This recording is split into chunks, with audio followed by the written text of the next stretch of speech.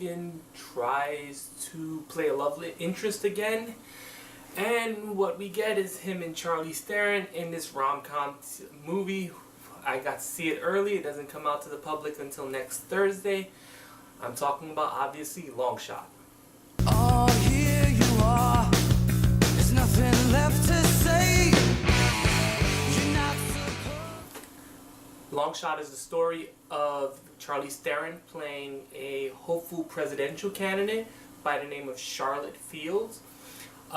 She happens to used to babysit someone who used to be a writer for The Advocate by the name of Fred, played by Seth Rogen. She needs someone to help her write speeches. Rogen used to be a writer. She likes his writing. She gets him on the campaign trail to write her stuff, and what we have here is a romantic comedy that never really works as either romantic or a comedy. So yeah, Charlize Theron's character is trying to get nominated. Along the way, she happens to run into different obstacles, i.e. that she has to be diplomatic as Secretary of the State. And Seth Rogen's a no-nonsense writer who believes that his worldviews are the worldviews, and that you should be unflinching in them, i.e. you should never listen to anyone else's conversation or learn how to give in. And one of the things that stops this movie is the fact that Charlize Theron's character can sell it. Like, her Charlotte Fields sells everything because Charlize is such a great actress. She can fake falling in love with a mop, and it would be awesome. Unfortunately, Seth Rogen is not that type of person, and he has a very specific humor. Every time you're supposed to believe they're falling in love, Seth Rogen just has that look on his face stating, I'm reading my lines and I'm going to say fucking this sentence somehow, some way. He never feels like, and that's one of the problems I had with him in his other romantic comedy, Zack and whatever, Make a Porno.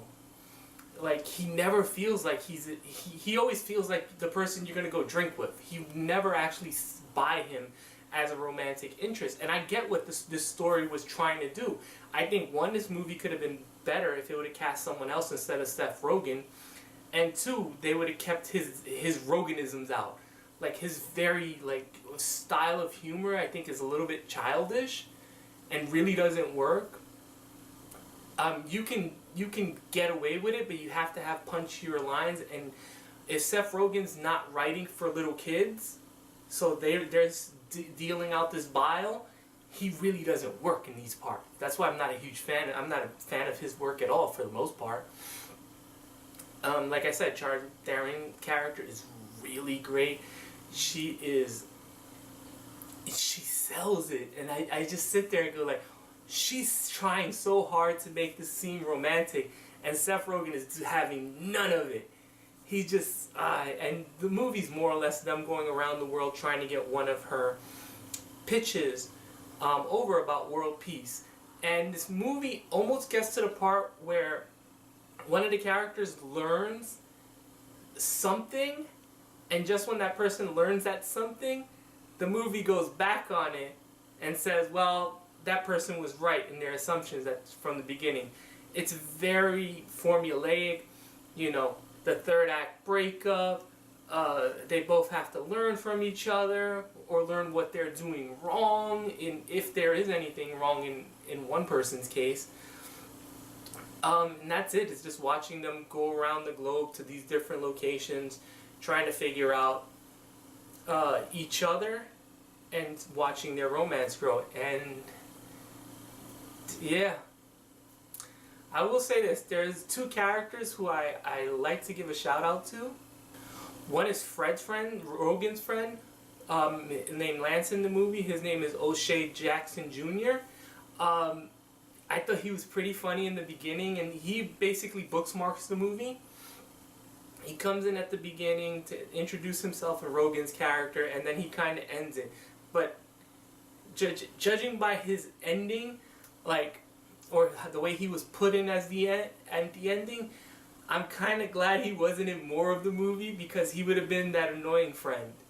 Like, he's fun in small doses, so I guess that's why he's kind of not in most of the movie. He just bookends it. Then there's another character, Maggie, played by June Dane Raphael, who is Theron's administrator, and they kind of set her up at first as to be the wedge between her and Rogen, and then she kind of like peters out, and to the point where they have a pointless reveal for her that adds nothing to the movie, is never mentioned ever again, and just exists to be a really bad joke. There also is this running thing where they keep watching the news, and it's very obvious what channel they're making fun of. That does actually end up in a pretty good joke at the end of the movie, but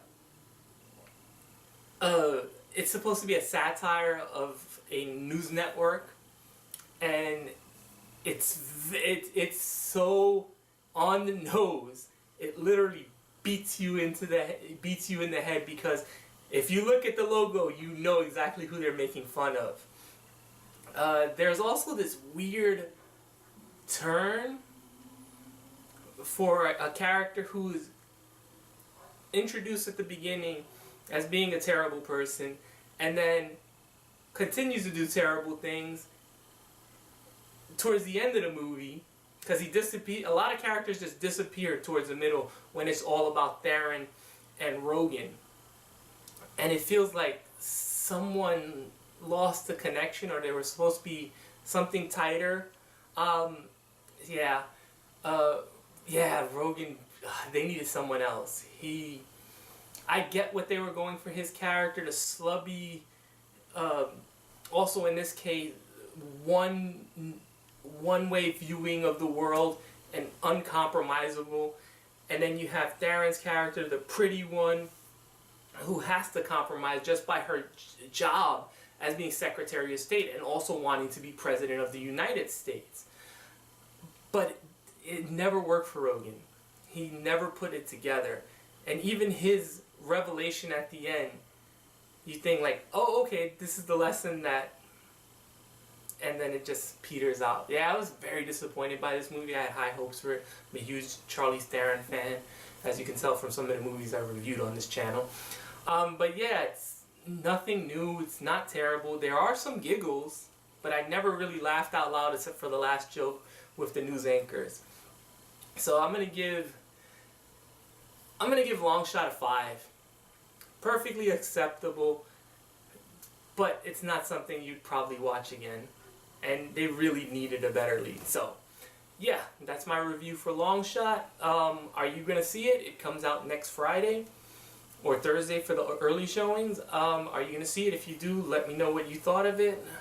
Let me know in the comments below. Like, subscribe, and bye.